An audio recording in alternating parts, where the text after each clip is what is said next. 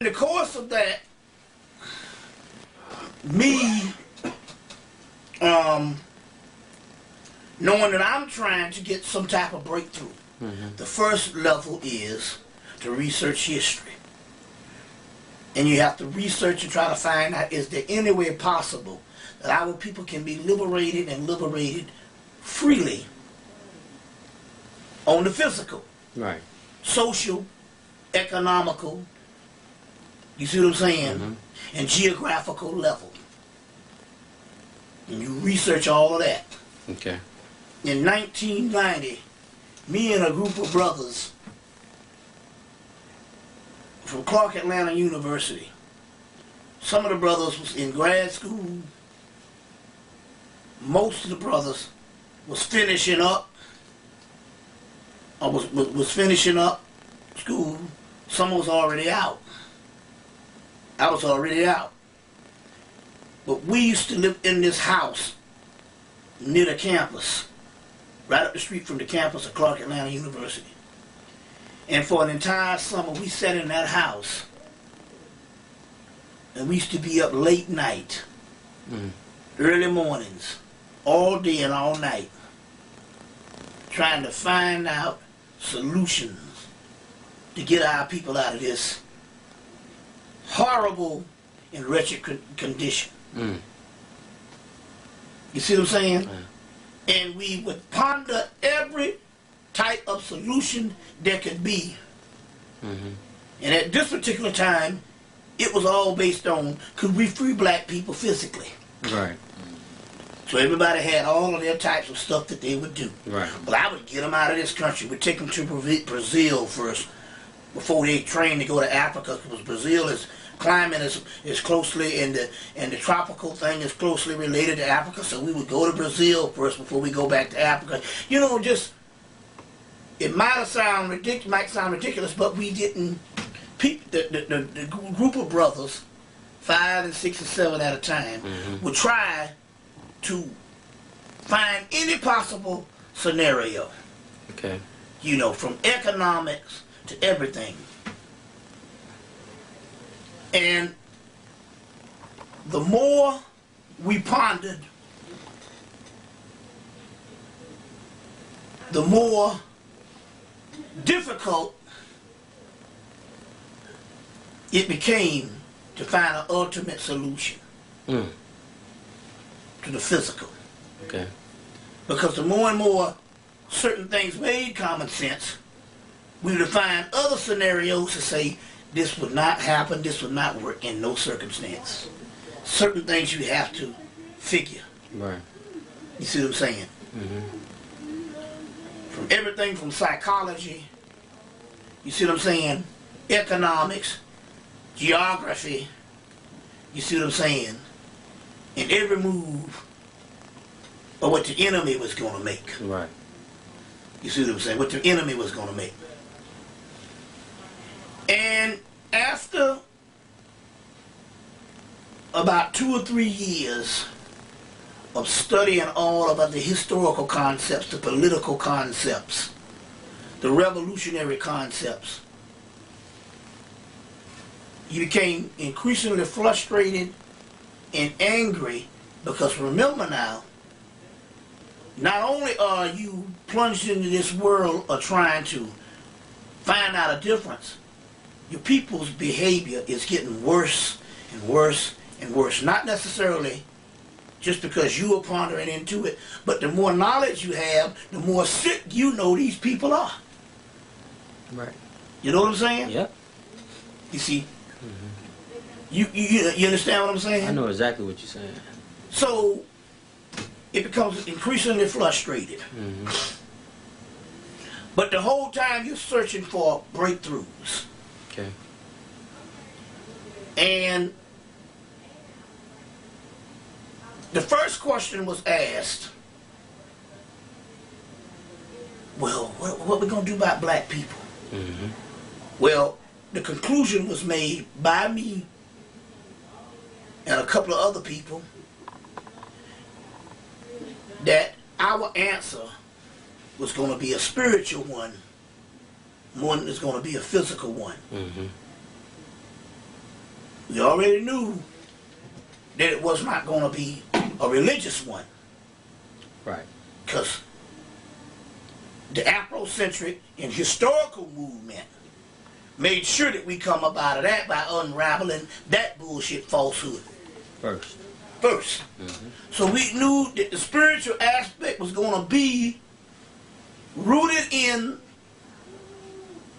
that what we sought to replace religion with, and that was the ancient spiritual systems. The second aspect is we got to find out what is the ancient spiritual system, and if there is an ancient spiritual system, where is it, and does it still exist today? Right. You see what I'm saying? I got that. So in this particular case, that led me to the New Age movement, the metaphysical movement, you see, and the occult realm. When we find this occult realm, we find out, number one, that it not only is it the Egyptian mystery system, the one that we were looking for, or the ancient indigenous African, Atlantean, Lemurian mystery system, that it is completely masked in European propaganda history. Okay. Totally whitewashed. All elements of race in African culture, in indigenous culture, completely wiped out. This is why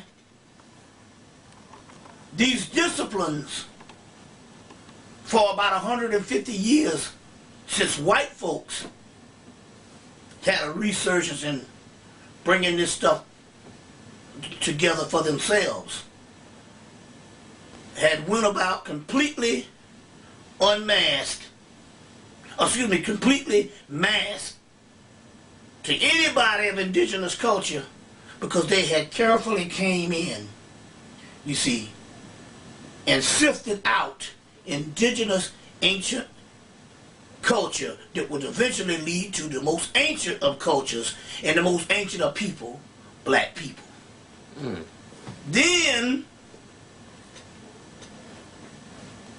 systematically weave in negative connotations of the Africans and the Africans' magic with terms such as black magic, satanic, demonic. You see what I'm saying? Yeah. Code words that since the emergence of world religions about 2,000 years ago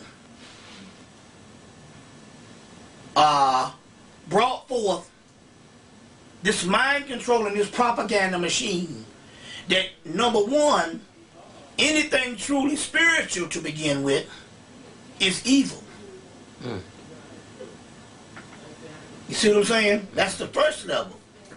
Number two, anything that is spiritual and is more advanced, you see what I'm saying, Right. is completely satanic. You see. So, as you first enter into these disciplines, they start off with all of this light magic, these light disciplines. And as they become, when I'm saying light, they would equate light as good. You see what I'm saying? Right. With the lesser repertoire of these mysteries. But as you go into more sophisticated and more profound secrets that is beyond moralism. Mm-hmm. You see what I'm saying? Beyond wickedness. The very things that was beyond moralism, wickedness, would be in fact called wicked, dark, black. And meanwhile, it would also be a code that dark and black would actually be the dark people or the black people's magic. That's the mystery. That's the mystery. That's the mystery. One, black magic it is only because it's the black man's magic. Of the dark race's magic or science. We want to preface this because when I first started pondering these disciplines, and I even asked one of the white boys, why is all this stuff named magic? He said, you have to